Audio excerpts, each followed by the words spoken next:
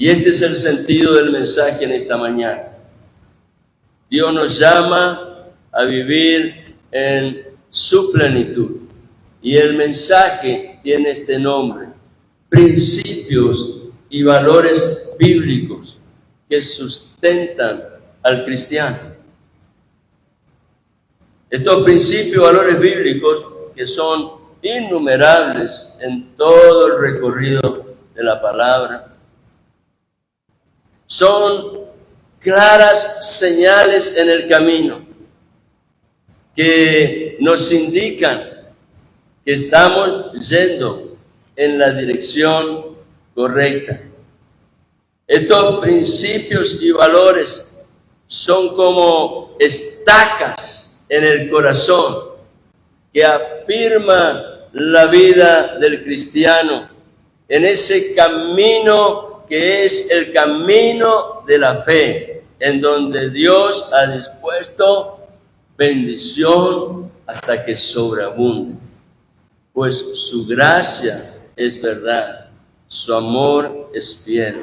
Y lo que Él habló, Él lo hace posible en su poder y en su autoridad, manifestando el cumplimiento exacto de todas sus promesas. Le invito a abrir sus Biblias en el libro de Efesios, principios y valores bíblicos que sustentan tu vida y mi vida. Efesios capítulo 3. Vamos a estar leyendo allí desde el versículo 11 al 19. Efesios capítulo 3, versículos 11 al 19. Y dice así la palabra de Dios. La leemos en esta mañana en el nombre del Padre, del Hijo y del Espíritu Santo.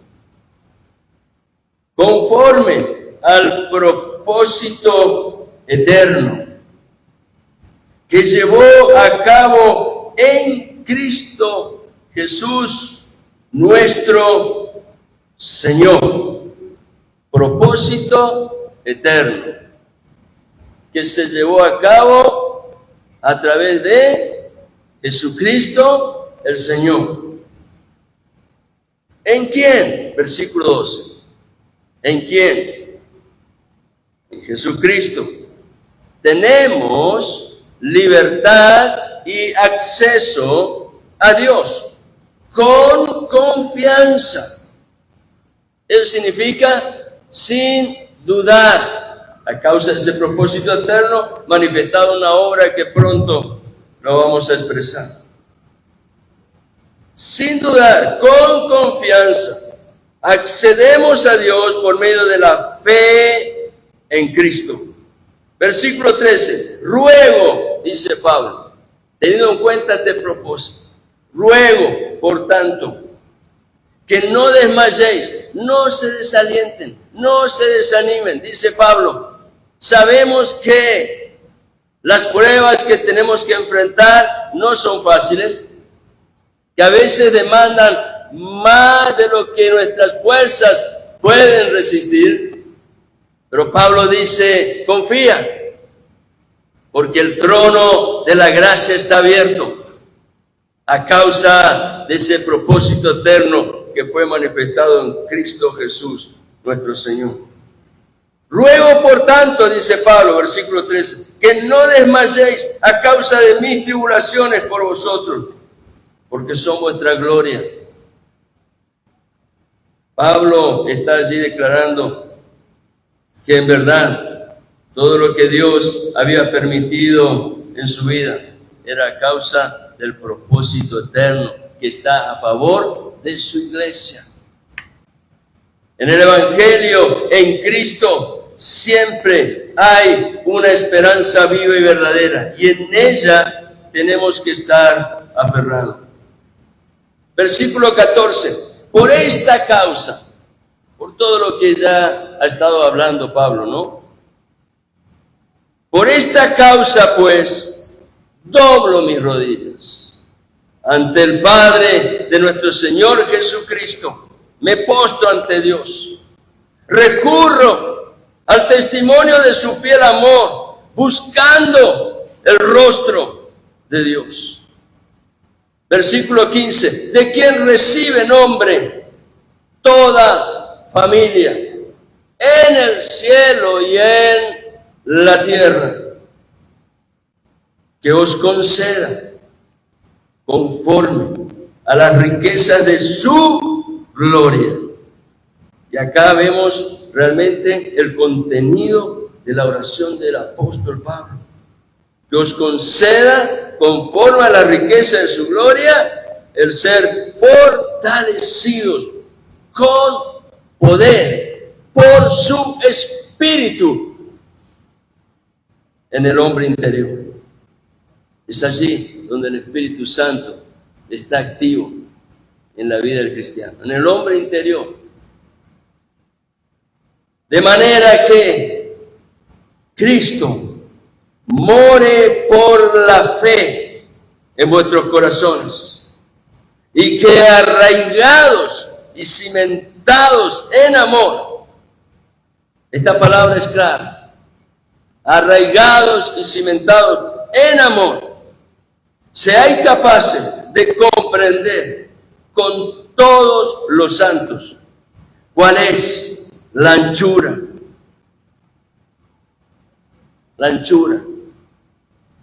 la longitud, cuál es la altura y la profundidad, y de conocer el amor de Cristo,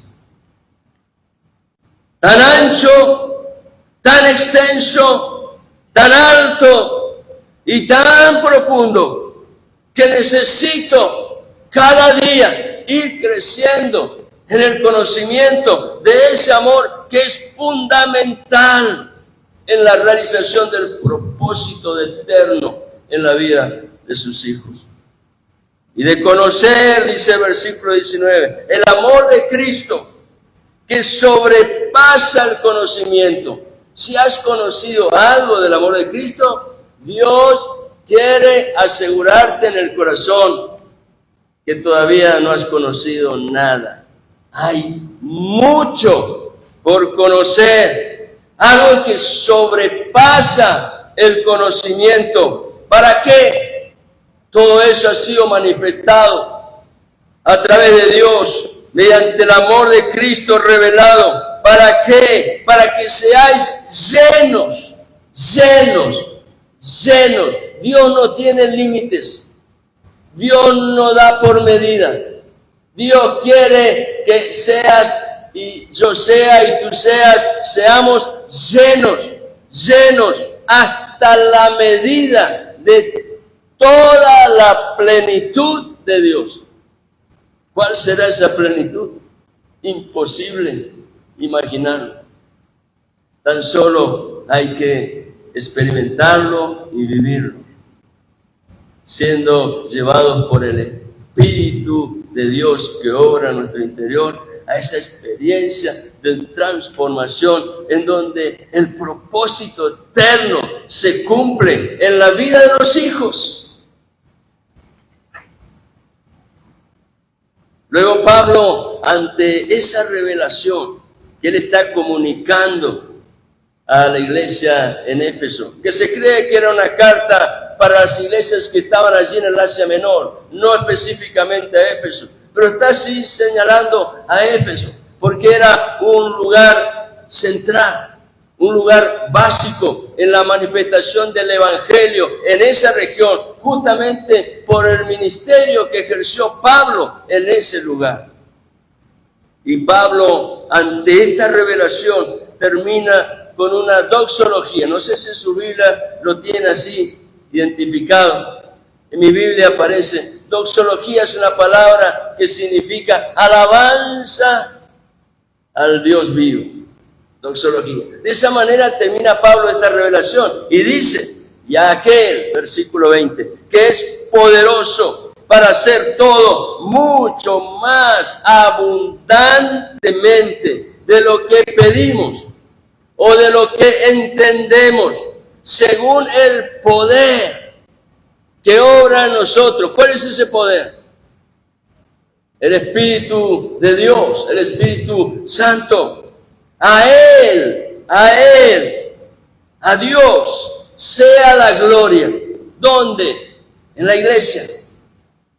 Y en Cristo Jesús, donde se desarrolla el propósito eterno por todas las generaciones, por los siglos de los siglos. Amén. Amén.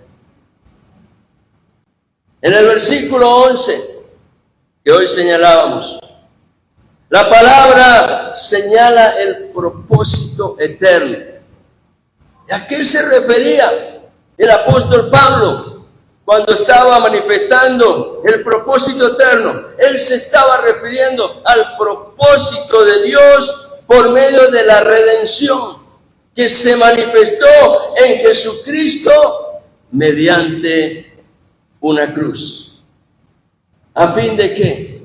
A fin de rescatar al hombre y a la mujer, a fin de rescatarte a ti y de rescatarme a mí. ¿De qué cosa? Rescatar al hombre y la mujer del pecado, separándonos de aquello que es un estorbo, es una barrera para el propósito eterno de Dios en Cristo. Él nos rescató del pecado y nos reconcilió con Dios, nos volvió a unir.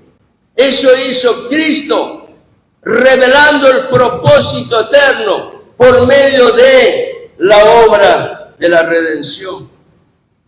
El versículo 12 señala allí el apóstol Pablo que es mediante la fe en Jesucristo que tenemos libertad para acercarnos a Dios con confianza.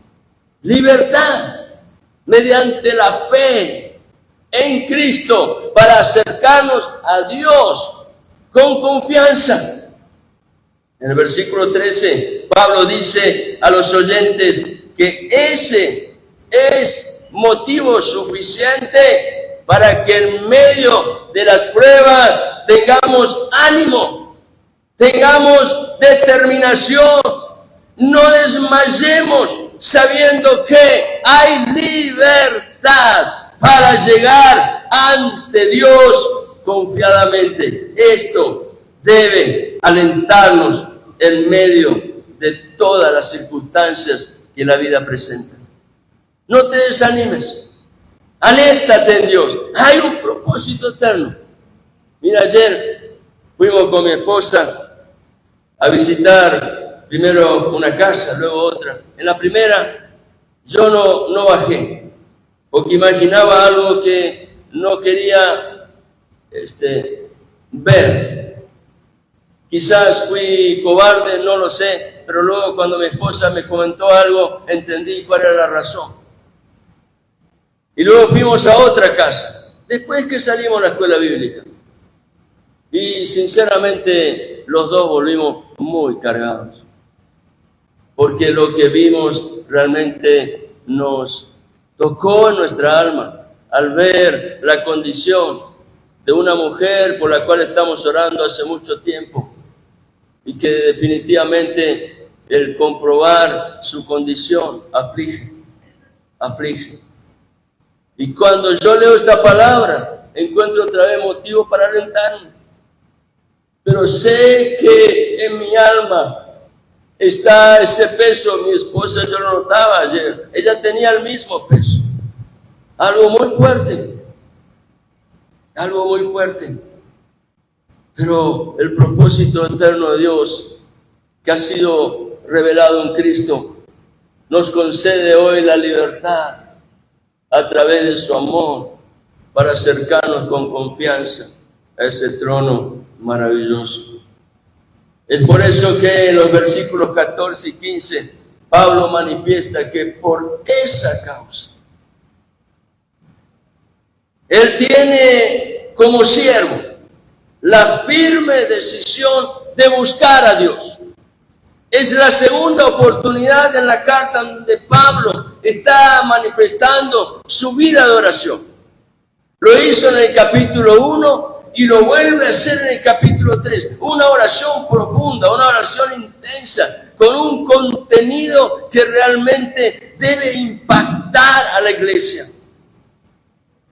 Y Pablo dice, a causa de todo esto, tengo la firme decisión de buscar a Dios. ¿Por qué?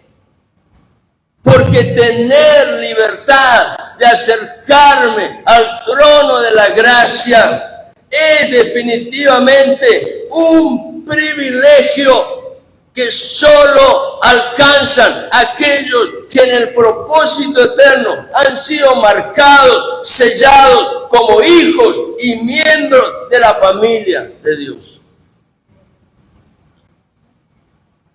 Y en esa condición buscamos el rostro de Dios, nos presentamos delante de Él con confianza. La oración de Pablo en los versículos siguientes, los versículos 16 al 19, está dirigida a favor de los oyentes, a favor tuyo y mío, con un propósito. Primero, ser fortalecidos por el Espíritu Santo. Ese era el anhelo del corazón de Pablo. Por eso él oraba, por la fortaleza en la vida de los hijos. Que la iglesia sea fortalecida en el poder del Espíritu Santo que habita en su interior. También Pablo oraba que la presencia de Cristo crezca en fe y en amor. Y acá otra vez destaco esta palabra, es fundamental. Porque necesitamos concebir el amor en su verdadera dimensión, no como el hombre lo concibe. Necesitamos concebirlo en la misma manera en la cual Dios lo ha manifestado y revelado. Que la presencia de Cristo crezca en fe y en amor en la vida de cada hijo de Dios. Que cada hijo de Dios sea capaz de comprender y de conocer la plenitud del amor de Dios en Cristo el Señor. De esta manera, el apóstol Pablo describe en este pasaje que la verdadera intencionalidad de la oración debe ser llevarnos a una verdadera comprensión, y acaba. Debe llevarnos a una verdadera comprensión del principio fundamental de la vida. ¿Cuál es ese principio? El principio fundamental de la vida es el amor cimentado en Dios. Amor que fue manifestado en Cristo y que definitivamente es el amor con mayúscula que produce libertad. Amor cimentado en Dios, revelado en Cristo, el cual trae verdadera libertad. Sobre esa base, el amor de Dios, debemos empezar a construir una vida con valores. Acá va. Sobre esa base, el amor de Dios, cada hijo debe empezar a construir una vida con valores. Y uno de esos valores que definitivamente lo podemos reconocer, apreciar y valorar es cuando lo vivimos. Esa es la verdadera libertad. Tu libertad no depende de lo que tienes en el bolsillo. Tu libertad no depende de la camisa, de la ropa que usas. Tu libertad no depende de la aceptación o rechazo de otro. Tu libertad definitivamente depende de algo que es supremo, de algo que es valioso, el amor de Dios que me lleva realmente a una libertad verdadera, real y completa en Cristo Jesús como Señor de la vida.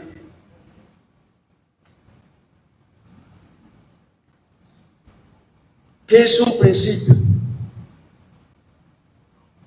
Un principio, en términos generales, está conectado a la fuente, a su origen, a la primera causa, aquello de lo cual algo procede. Así lo define un diccionario muy conocido, diccionario Webster. ¿Qué son los principios bíblicos? Los principios son verdades, y acaba, que no dan lugar a dudas. Son verdades infalibles y al mismo tiempo prácticas. ¿Qué significa prácticas? Que son comprobables, las cuales se encuentran, esas verdades infalibles y prácticas, se encuentran en la palabra de Dios. Allí tienen su origen, allí tienen su causa. Y por lo tanto, por cuanto son verdades infalibles, pueden ser aplicadas a la vida cotidiana, en lo personal, en lo laboral, en toda área del desarrollo de la vida, y siempre va a tener resultados comprobados. No te va a dejar lugar a dudas. Vayamos a un ejemplo. Gálatas capítulo 6. Un pasaje que todos conocemos, pero que es válido para ilustrar esto que les estoy señalando. Gálatas capítulo 6, versículo 7 y 8. Les leo en la versión Reina Valera. Dice el versículo 7, el que está escribiendo es el mismo que escribió Efesios, el apóstol Pablo. Escritores, autores uno solo, Dios. ¿Cómo sabemos que el autor? Porque él es el que inspiró, utilizó instrumentos humanos para escribir, pero la palabra responde al corazón de Dios, el cual quiso revelar las verdades que definitivamente afectan la vida del cristiano y lo llevan al cumplimiento del propósito eterno. Y allí Pablo dice, en Gálatas, capítulo 6, versículo 7, no os engañéis, no os engañéis.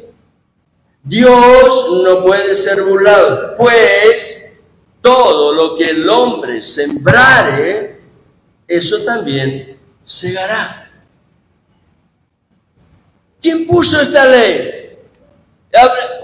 Pensemos en el jornalero, el que trabaja allí en su campo, el que fue a abrir el surco en la tierra, el que preparó la semilla, y cuando la tierra ya está apta, lista, porque ha caído también la lluvia que la regó, el jornalero empieza a realizar su trabajo y sabe exactamente que la semilla que él colocó va a corresponder a la planta que va a salir. ¿Quién colocó esa ley? ¿Quién? ¿El hombre? No. El origen de ese principio está en Dios. En Génesis capítulo 1, si miramos lo que ocurrió el tercer día de la creación, vamos a ver que allí Dios estableció este principio. Todo lo que el hombre sembrare, eso también segará. Pero ahora Pablo va a otro nivel y sale del nivel natural y lo lleva al oyente al ámbito de su vida espiritual. Y entonces dice Pablo, versículo 8, porque el que siembra para la carne, de la carne segará corrupción, mas el que siembra para el espíritu, del espíritu segará vida eterna. La palabra no nos da lugar a un camino alternativo.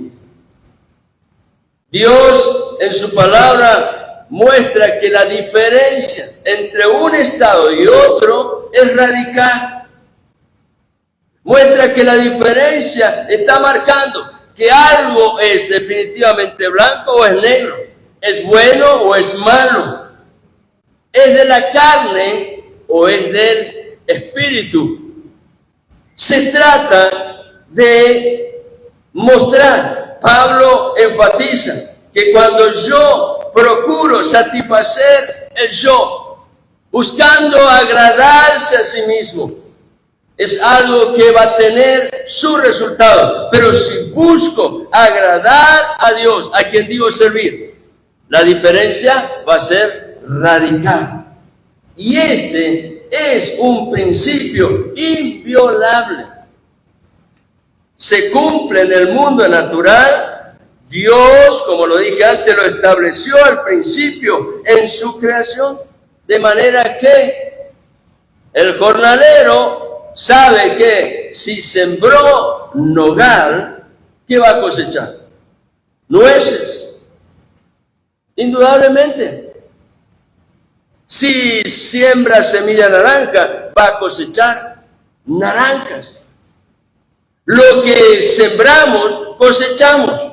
Si sembramos plátano, no pretendamos cosechar higos, porque lo que vamos a recibir como fruto son bananas.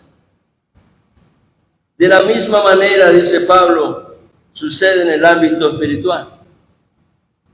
El apóstol Pablo le dijo a los Gálatas, si siembran para la carne, van a cosechar el fruto correspondiente, el cual es obras de corrupción. Su resultado es podredumbre. Pronto se descompone. Pronto. Pero si siembran para el Espíritu, poniendo por obra la palabra, buscando agradar a Dios, entonces con seguridad van a recibir del Espíritu Santo el fruto completo. Y el resultado final de ese fruto es siempre vida eterna, cimentado en el amor de Dios, que dio testimonio de ese propósito eterno. De manera que primero está el principio. Lo que sembramos, vamos a cosechar. Ese es el principio. Y en él se puede observar que está implícito el valor de lo relevante. ¿Qué es lo relevante? Lo que sembramos, la semilla que estamos allí manifestando en la acción. Todo principio tiene su valor correspondiente.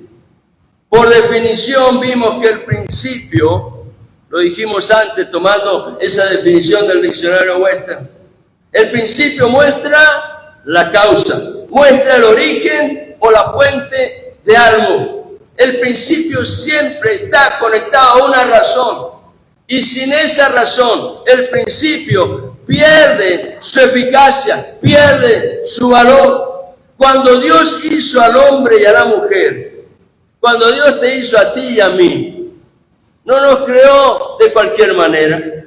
Lo hizo colocando un sello de identidad personal propio. Ningún otro elemento de la creación tiene ese sello. El único que tiene esa identidad en Dios es el hombre y la mujer. ¿Por qué? Porque ellos fueron creados a imagen y semejanza de Dios. Y cuando Dios dice en su palabra que nos creó a su imagen, Él está señalando que nos hizo seres espirituales, en donde la vida fluye del Espíritu. Eso es algo que no nos damos cuenta. La vida fluye del Espíritu. Y del Espíritu provienen los atributos que distinguen la persona con su propia personalidad.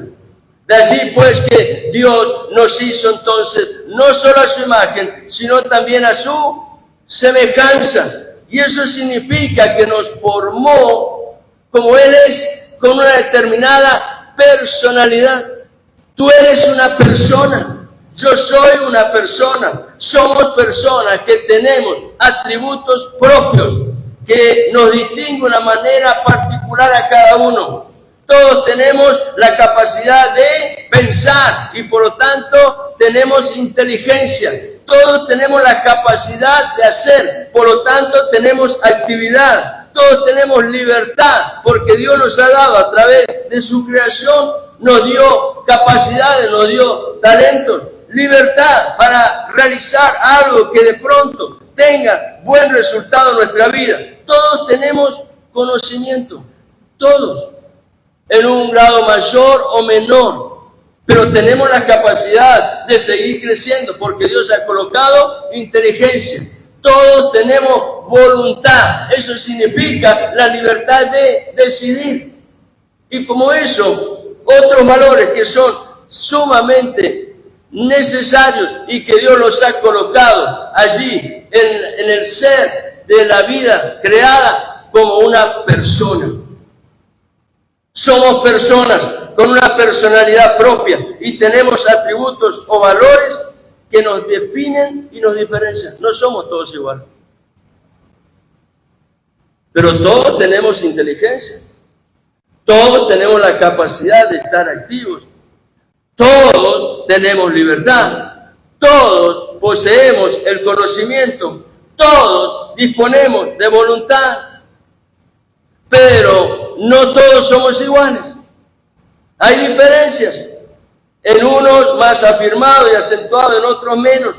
Pero cada uno de esos valores que destacan a la personalidad están ligados a un principio.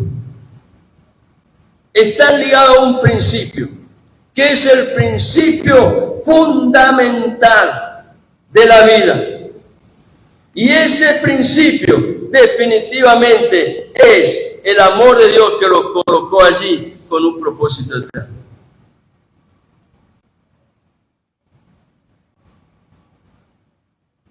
Dios lo hizo con un plan y un diseño exacto. Dios no dijo, vamos a probar por aquí a ver si resulta. No. Este es el diseño, este es el plan. El problema del hombre fue que lo quebrantó. Y en consecuencia Dios tuvo que dar a conocer aquel propósito eterno conforme a algo que Dios en la Trinidad ya lo había establecido. Y era la manifestación de su amor a través de la obra de la redención. Es por medio del amor que podemos llegar realmente a reconocer el verdadero valor de la libertad. Como lo vimos en Efesios capítulo 3. Y esa libertad siempre va a estar conectado al principio fundamental de la vida, que es el amor. El amor como principio de vida debe ser considerado en relación a el plan y propósito eterno de Dios, de quien proviene. Yo puedo y tú puedes ser libre de aquello que no me conviene. Lo digo de nuevo, yo puedo y tú puedes ser libre de aquello que no me conviene. Es decir, yo puedo tener verdadera libertad por la razón única y exclusiva de que Dios nos formó y nos ama, y todo eso es verdad, porque Él lo reveló, lo dio a conocer en Cristo Jesús el Señor, por medio de la obra de la redención. Jesucristo dijo en el Evangelio de Juan, el capítulo 8 y el versículo 12, y lo leo en la versión Reina Valera.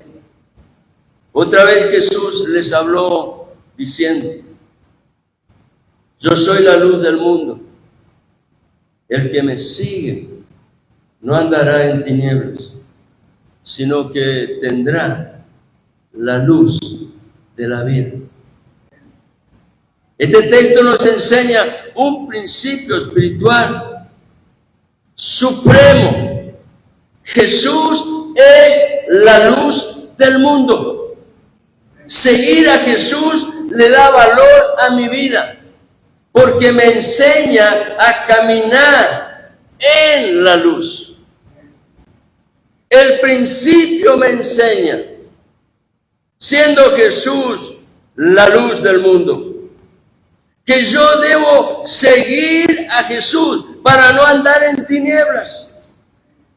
Es allí, en Cristo, donde yo aprendo y entiendo el valor de caminar sin tropezar en la vida.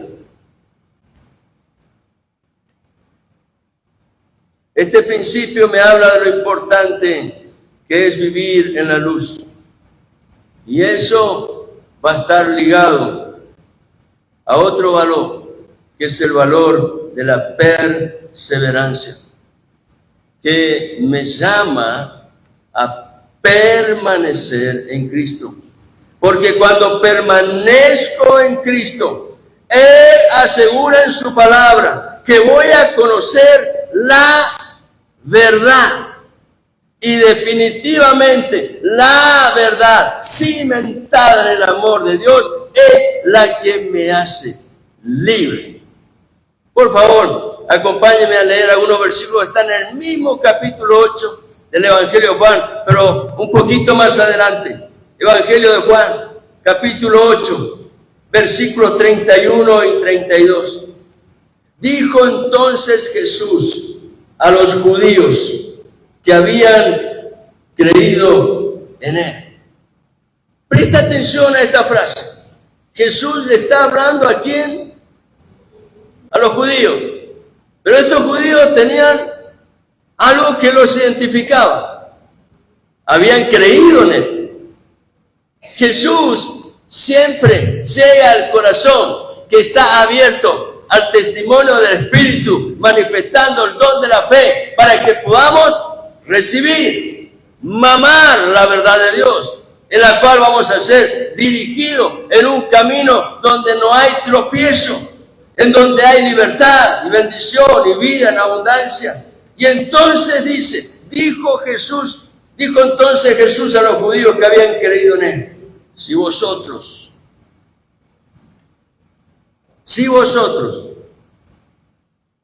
Dios nos está hablando a cada uno de nosotros.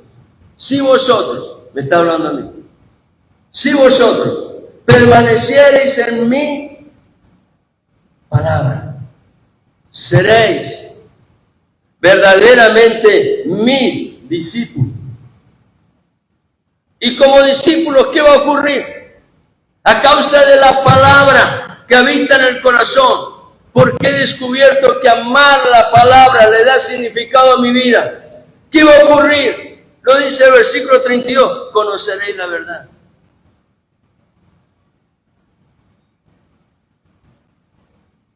¿Y la verdad qué produce?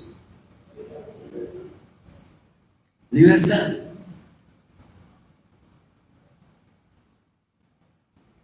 Querida mamá, querido papá, querido hermano, querida hermana, si tienes a alguien al lado que no ha entendido esto, dobla rodilla delante de Dios y clama al Señor.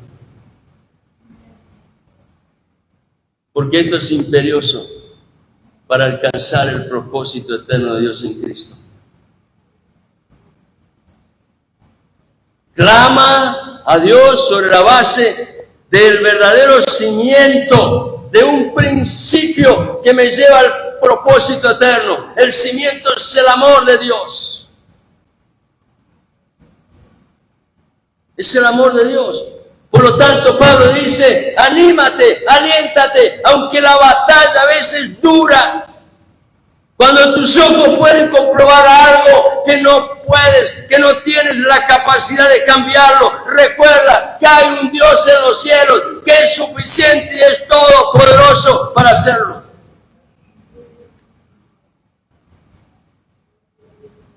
Conoceréis la verdad, y la verdad os hará libres.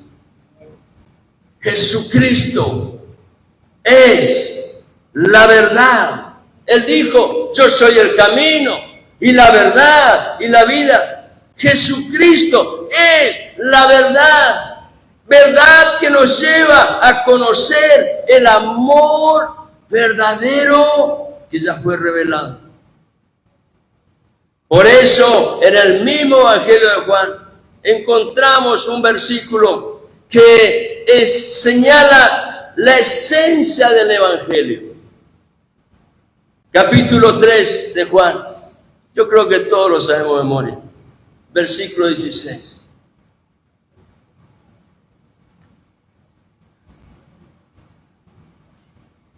¿Cómo puedo definir el amor de Dios?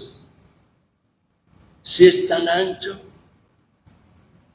si es tan largo, tan alto, tan profundo. ¿Cómo lo puedo definir? La única manera que encontró el escritor del Evangelio, es decir, tomando las mismas palabras del Señor Jesucristo que estaba hablando a Nicodemo, porque de tal manera amó Dios al mundo. ¿Qué hizo Dios? Amó Dios al mundo. El principio fundamental de la vida es el amor cimentado en Dios, no en tu yo, en tu deseo, en tu alma. Es el amor cimentado en Dios. Porque de tal manera amó Dios al mundo, que ha dado a su Hijo unigénito, para que todo aquel que en Él cree no se pierda, mas tenga vida eterna. Creo que está llegando el tiempo, si antes no nos dimos cuenta, de empezar a tomar en serio la palabra de Dios. Porque cuando uno ve muchas veces los resultados, se siente quebrantado. Porque después, el resultado de este principio que señala el apóstol Pablo a los Gálatas, se hace notorio, se hace evidente. Cuando encontré a Jesús, cuando encontraste a Jesús, pude conocer el amor en toda su excelencia.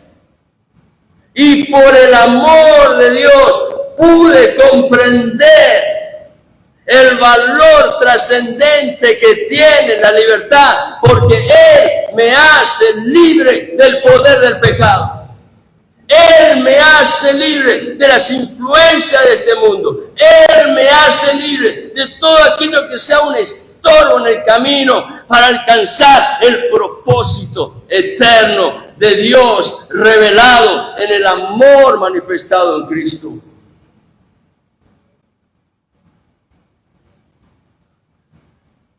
La libertad está ligada al principio fundamental de la vida, que es el amor. ¿Qué amor? El amor que fue revelado en Cristo y que está fundado en Dios. Yo puedo y tú puedes ser libre. Por esta simple razón, porque Dios nos ama. Eso es verdad. Dios te ama, Dios me ama. Somos amados de Dios. Es verdad porque Dios lo manifestó de una manera real y pública a través de la cruz. Allí, en un monte, donde nadie podía entender la realidad de esa revelación, Cristo estaba levantado en un madero con las manos abiertas, enseñándole a su creación que el amor de Dios está dispuesto. Esa es la razón por la cual necesito entender. Necesito aceptar y recibir en mi corazón el testimonio del amor de Dios para poder entender el verdadero principio de la libertad. Libertad con la cual Cristo me hace libre. y libre para vivir en el plan y propósito eterno de Dios. Es allí donde se dirige la oración del apóstol Pablo en el capítulo 3 de Efesios. Esto es fundamental, Pablo lo entendía perfectamente. Y por el Espíritu de Dios en su interior, él podía expresarlo. Estaba hablando de algo que era su experiencia propia. Y el sentido que ponía Dios a través del Espíritu en la forma de una carga a fin de llevar a la iglesia delante del trono de Dios para que el propósito eterno sea desarrollado. La ausencia de una clara comprensión respecto de la verdad del amor de Dios nos ha llevado muchas veces a tener fuertes conflictos en nuestra vida personal. Yo no conozco tu vida, conozco la mía y sé que esto así ha ocurrido. Y como consecuencia de ello, llegamos a hacer malas decisiones. Yo no conozco tu vida, pero conozco la mía y las he hecho y muchas malas decisiones. Y todo eso sucede porque hemos desconocido el principio que debe prevalecer en la vida, el cual tiene como fuente única y origen en Dios, el verdadero amor. La fuente del verdadero amor proviene de la esencia de Dios. La palabra lo describe diciendo que Dios es amor. Acompáñenme por favor en la lectura de Primera de Juan, capítulo 4. Leemos el versículo 7 al 10.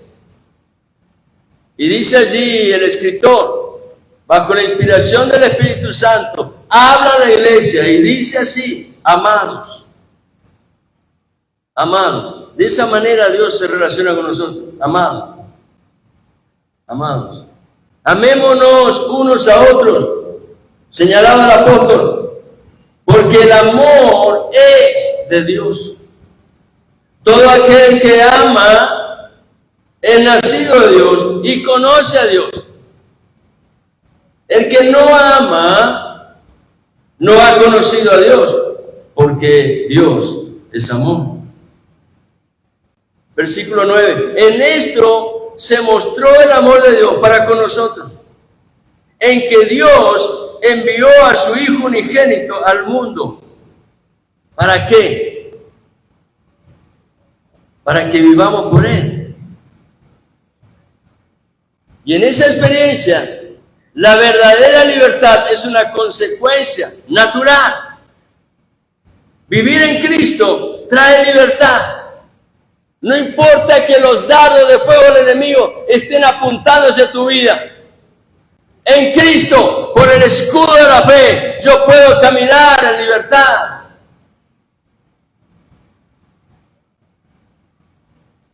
Versículo 10.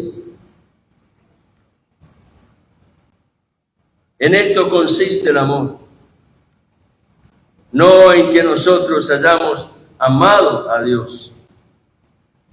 No se trata de eso, sino en que Él, Dios, nos amó a nosotros y envió testimonio público de su amor. Envió a su Hijo en propiciación por nuestros pecados. Y acá, en este pasaje, vemos cómo el amor que puede expresar un cristiano está allí incluido también la manifestación del amor de Dios, y debe ser un resultado directo de ese cimiento sólido para una vida en libertad. Ahora, el punto es este.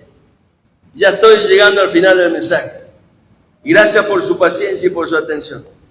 La pregunta es, ¿cómo concebimos el amor? En el griego, existen 3 palabras que lo definen en sus diferentes concepciones. Una palabra del griego es fileo. El amor fileo es el amor fraternal entre hermanos. No es amor pasional.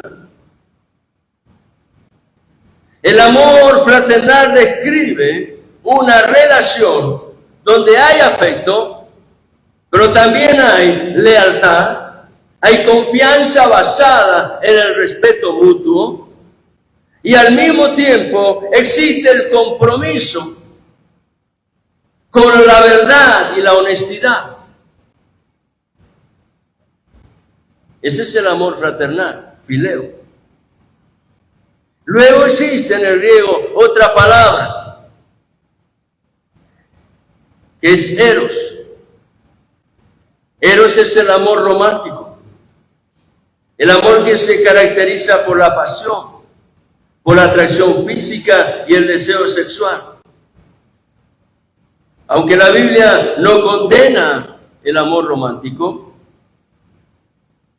Dios enfatiza la importancia de que este tipo de amor se desarrolle dentro del contexto del matrimonio y en el marco de la fidelidad. Fuera del contexto en el cual Dios estableció el amor romántico, es decir, fuera del matrimonio, va a derivar en conductas y prácticas desaprobadas, como es la fornicación, como es el adulterio, como son las adicciones a la pornografía. Y todo esto va a tener consecuencias, porque genera actos desaprobados y condenables a los ojos de Dios,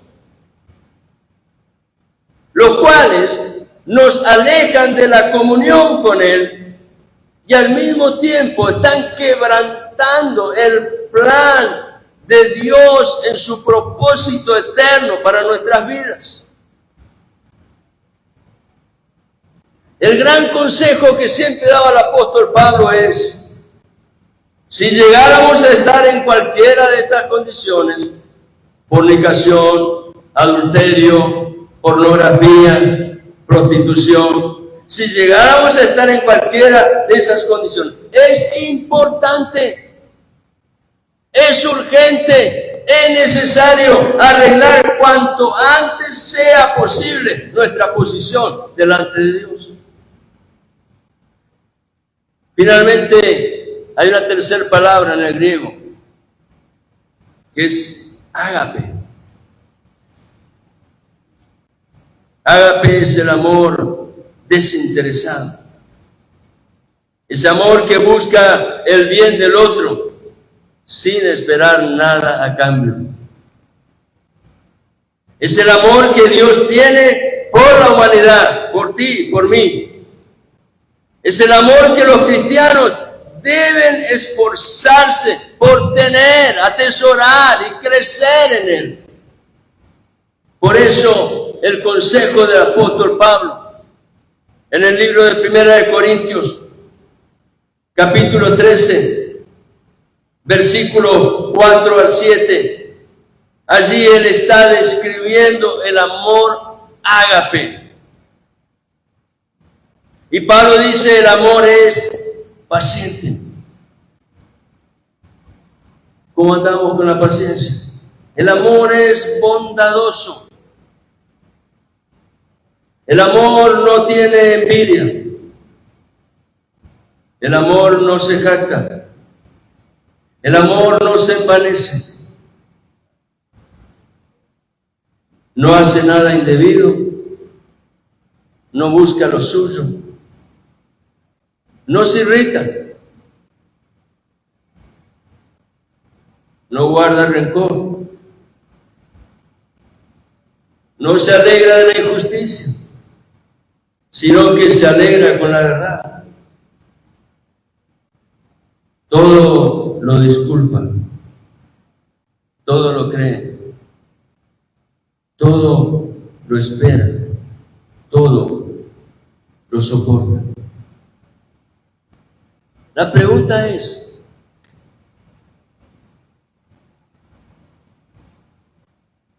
¿será imposible alcanzar esa medida? Si Dios lo destaca en su palabra, con seguridad que no, porque Dios también provee la medida de su amor, que es suficiente. ¿Cómo puedo llegar a esa posición y estado de aprobación ante Dios? Y aquí debemos señalar algo. Lo primero, siempre lo primero. Así decía un hermano en la iglesia donde estábamos antes, hermano Darío aquí. Lo primero, lo primero. Y lo primero para alcanzar esa posición y estado de aprobación ante Dios es reconciliarnos con Dios. Reconocer que si he errado al blanco, ¿saben lo que es errar al blanco? Es la definición de pecado. Si he errado al blanco y fallé, tengo que ser sincero con Dios.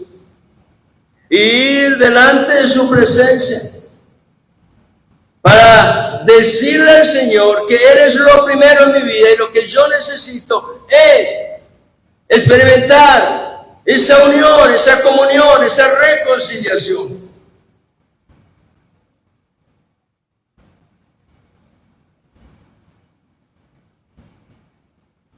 Necesito entender que lo verdaderamente importante en la vida es darle a Dios el lugar como Señor.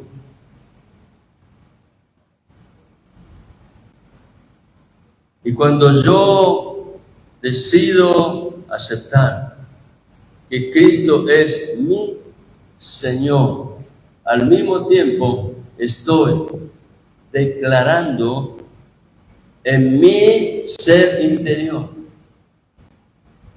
que he perdido todo derecho sobre mi vida.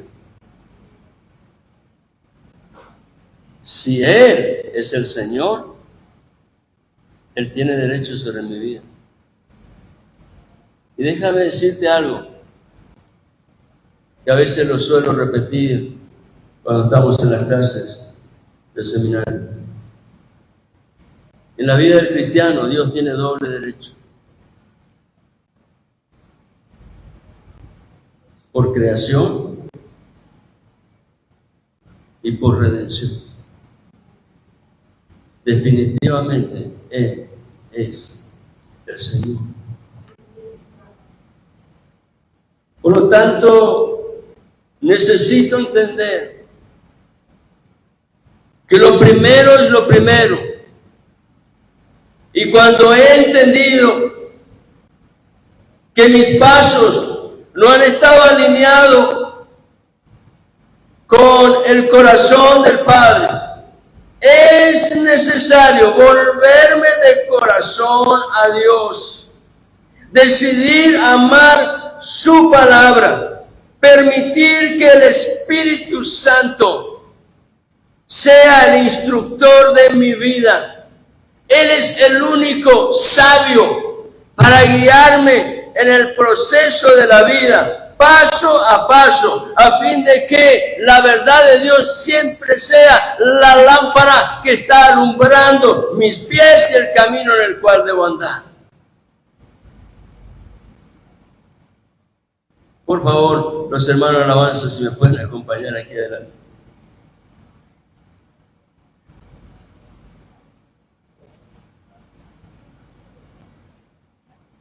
Yo quiero orar con ustedes, hermanos, por favor.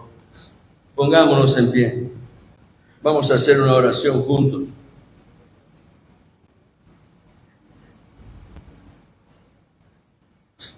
Si estás de acuerdo, repítela conmigo. Pero enfoquémonos en Dios. No mires al costado, no mires adelante. Simplemente mira en tu interior.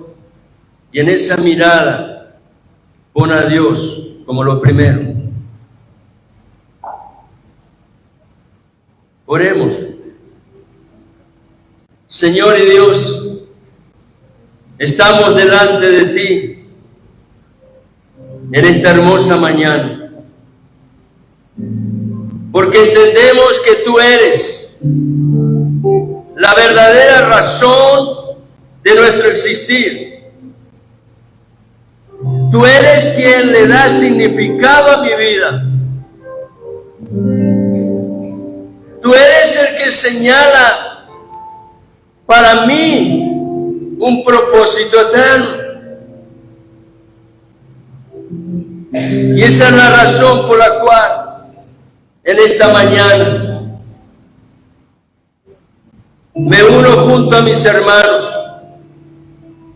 para orar a ti, buscando que tu Espíritu Santo sea el guía fiel que me dirija al conocimiento de tu amor. Gracias, Señor, porque tu amor es el principio fundamental de la vida. Y es en tu amor que tú me llamas a vivir en la libertad con que Cristo me hizo libre. Por lo tanto, Padre, en esta mañana, junto a mis hermanos, rogamos que por amor de tu nombre, tú, Señor, nos ayudes a permanecer en esa libertad con que Cristo nos hizo libre. Señor, fortalécenos con tu Espíritu Santo, así como oraba el apóstol Pablo. Y llévanos, Señor, a ser capaces de comprender ese amor excelente que de ti proviene, para que yo, para que mi hermano, podamos ser sabios en caminar por fe y confesar a Jesús como mi Señor. Porque, Padre, en verdad anhelamos ser llenos de la plenitud del amor que proviene de ti. Señor, haz tu obra, manifiéstate con tu poder. Hazlo aquí, Señor, en cada uno de nosotros. Hazlo, Señor, allí donde llega esta transmisión. Señor, hazlo allí en el lugar donde está mi hermano, mi hermana, en esa condición. Señor, hazlo. Extiende tu mano de poder, obrando sanidades, señales, prodigios, mediante el nombre de tu Santo Hijo Jesucristo. Padre Celestial, te damos gracias porque hemos conocido